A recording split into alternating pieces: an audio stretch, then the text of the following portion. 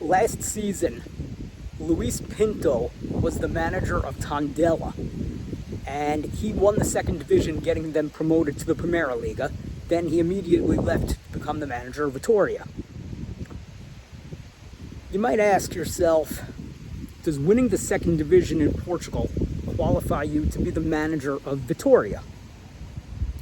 I don't know. Let's put it into perspective here. I worked at a healthcare company for 3 years.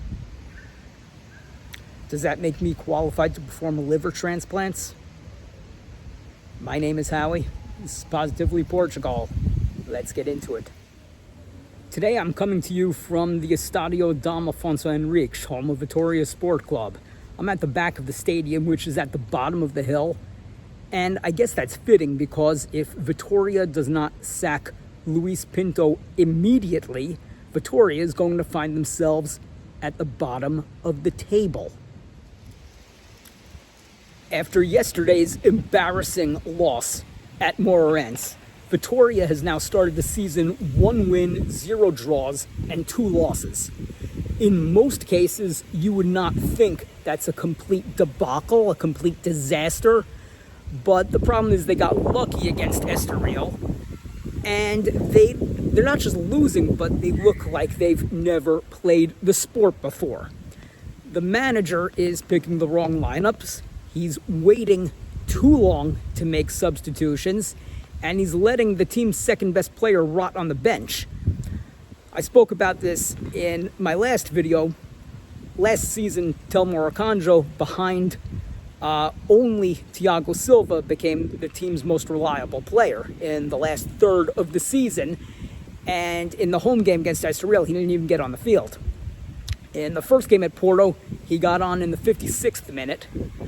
In yesterday's game at Moreira de Cónegos, he didn't get on until the 65th minute after Vitória was down 2-0. Arcanjo's a guy who should be starting. And the reason why is, like I mentioned before, they got rid of João Mendes 17, not to be confused with João Mendes 13. He was not replaced, and the second best player on the team is now benched. João Mendes 17 was probably the third best player on the team, so there's absolutely no offensive threat other than Thiago Silva, and as much as Thiago Silva is a good player, he cannot do the job himself. Not exactly sure what's going on with Gustavo Silva, but the problem is Vitória has too many guys on the team that don't do a damn thing, and this manager is playing them all together. Between Handel, Oliveira, Nuno Santos, and Vando Felix, it's enough to make you want to pull your hair out. Pardon the hair, it's a windy day in Guimarães. Luis Pinto is clearly incompetent. He is clearly out of his depth. He does not know what he is doing, and it is very obvious to Vitória fans. I have not seen one single Vitória fan defend this idiot on social media. And when does the message get through to the president and to the board that trying to cherry pick from the second division almost always fails? This is not a policy that's going to work. This is a policy that will eventually lead Vitória to relegation. And then you got to wonder, if that happens, is there a way back like there was the last time this happened? Or do you run the risk of becoming Boa Vista? Obviously, it's a little different. Boa Vista's finances were in complete disarray, but sometimes you just don't come back from these things. In the times that Vitória has gotten relegated, they've bounced back. They've gotten stronger than ever. But the definition of insanity, or one of the pardon me, I can't even speak. That's how angry I am with Vitória. One of the definitions of insanity is doing the same thing over and over again and expecting a different result. You got to stop trying to find these, what you think is a diamond in the rough from the second division, whether it be a player or a manager, because it almost never works. How did this president win re-election a few months ago? Who was he running against? Kim Jong-un? Should I run for president the next time that there's an election? You got to ask yourself, how much longer is Thiago Silva going to put up with this? You got to keep one thing in mind. He's entering his 5th season at Vitória. This is not a situation like Iago Aspas at Celta Vigo, where he started there in their youth system in 1995. In 2013, he signed with Liverpool. He played there for 1 season, and then he was put on loan to Sevilla. And then in 2015, he re-signed with Celta Vigo, and he's been there ever since.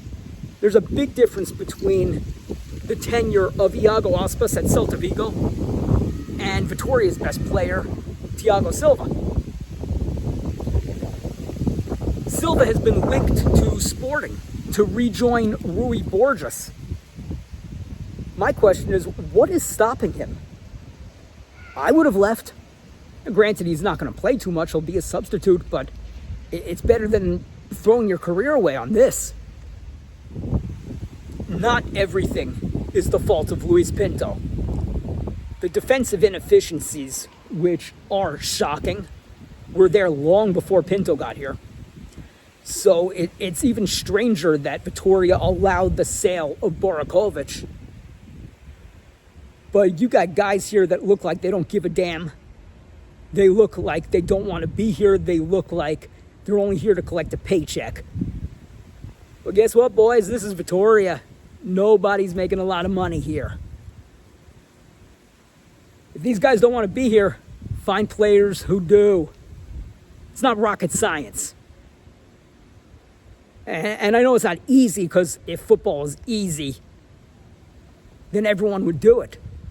But for God's sake, it's not rocket science. Luis Pinto, out now. Luis Pinto, fora agora.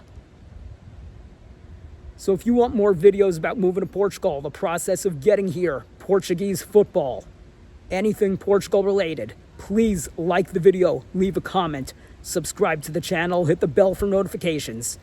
These are the best things you can do to help a content creator on YouTube. I want to thank you all for watching, and Força Vitória!